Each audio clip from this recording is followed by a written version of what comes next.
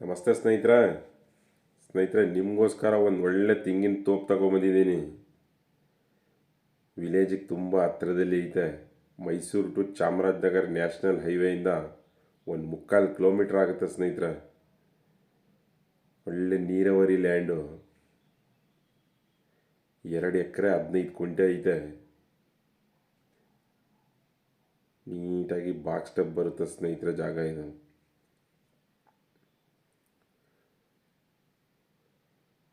20-30 ಒಂದು ಮನೆ ಐತೆ. 120 ತೆಂಗಿನ ಮರಗಳೈತೆ ಸ್ನೇಹಿತರೆ. ಒಳ್ಳೆ ಫಲ ಕೊಡುವಂಥ ಮರ.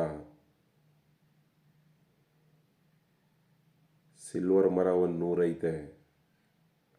ಹೆಬ್ಬೇವಿನ ಮರಗಳು ಒಂದು 80 ಐತೆ ಸ್ನೇಹಿತರೆ.